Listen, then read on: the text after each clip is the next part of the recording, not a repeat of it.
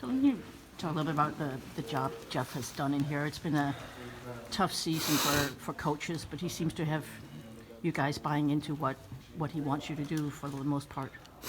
Yeah, I mean, I don't, he's the coach, we're the players. I think one thing that we've done in here as a group is come to work every day, and, his message has been the same since day one that, we're going to work, we're going to get better.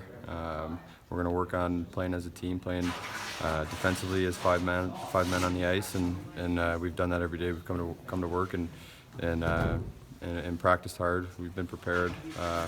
In games, most nights we show up and we work really hard. Work ethic has never been the problem. So,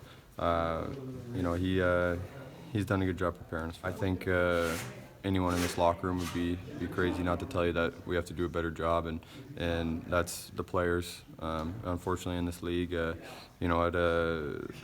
coaches seem to be replaced first before the players, and when mostly it's on the play of the players. So, we need to be better as everyone in this locker room, and the players know that.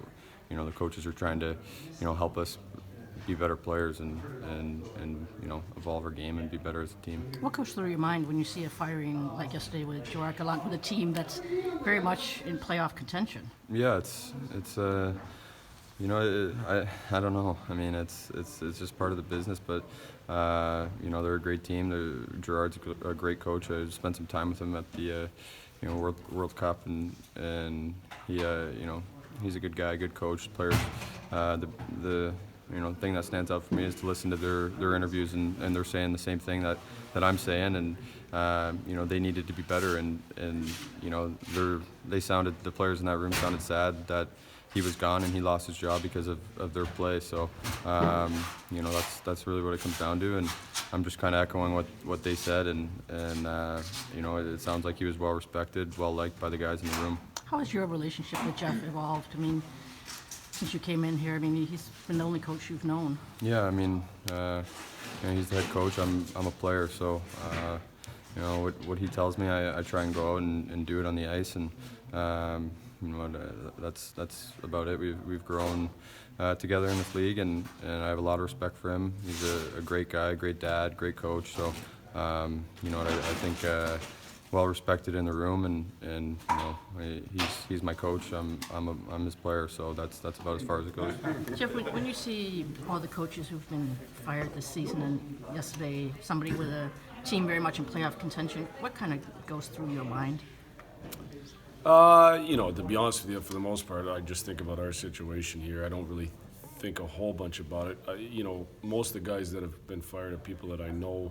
Well, all of them people I know, and some I'm more friendly than others. They're good coaches. Gerard's a good coach. Pete DeBoer's a good coach. They're guys that respect a lot, and I just send out a note, and I think it's a bit crazy in the league right now, but that's what the way it is right now, and we'll go from there. What note do you send out? Just like Gerard's case, I respect him a lot, and I was pretty surprised. Well, you've talked about how often you talk to Steve on a regular basis. What kind of feedback or conversation do you have after a game like Tuesday, maybe? We talked yesterday. We talked about a lot of things. I mean, you try to take the emotion out of it, and you go through it, and I think he agreed, and the areas we were good, and the areas we weren't good. You go back, you go through it, and there was lots of areas. I've lost games that were closer than that where we got beat way worse. We did lots of things. We out-forechecked them, we out-ozoned them, we out-broke out them. We gave up chances that we shouldn't have given up, and it just, and next thing you know, you look up and it's 8-2. So we move on. Given the precarious nature of coaching, especially this season, does he ever give you any feedback as far as how he thinks you're doing, or?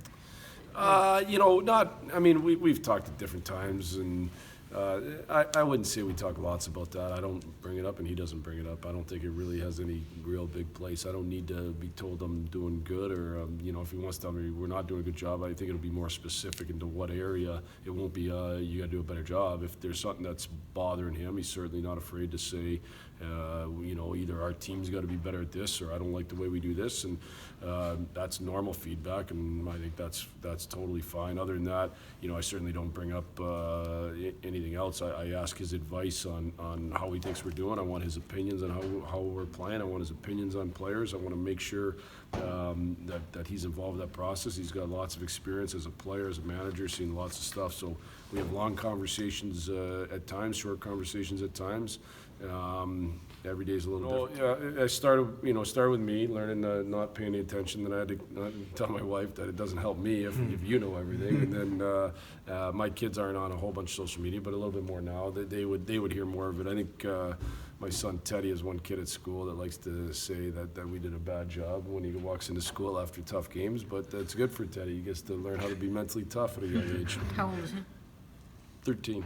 Old enough to do it. You mentioned that in the summer, I think it was, Steve said to you, it's not so much about wins and losses, it's the development of the young players. Is that still the message? I mean, maybe he doesn't put it into words, but the impression. I would say, I guess I ask him that, but listen, at the end of the day, again, I think he understands, we all understand where we're at here, and we got to make sure that we continue to not just hold the young guys accountable, but continue to hold the group accountable, continue to push them to be their very best.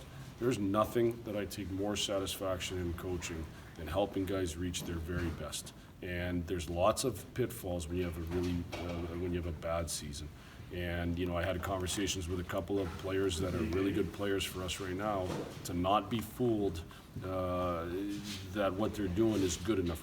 There's better in us. There's better, and we got to make sure we're playing to the identity, so that when we're a really good team, you're a big factor in it. So I'll continue to do everything we can from a coaching staff to make sure we're making our players better. And there's multiple ways to help your players get better. One is hold them accountable. Two is show them when they're doing it right. Three is show them when they're doing it wrong. I mean, there's just lots of different ways. Four is ice time, both ways. So we'll continue to do that. I know I don't need Steve to tell me that. That's what's most important to me personally anyways. I certainly love winning, but that drives me more than anything else. I would hate to ever sit back 10 years from now and say, boy, I didn't do everything I could to help that guy be the very best player he could be. So that's what will continue to drive me. Did you and John Cooper ever joke about being two of the longest tenured? Yeah, I don't. I can't say to him I want to become the longest. No, I'm just kidding. They're rolling right now, so I don't talk to him at all.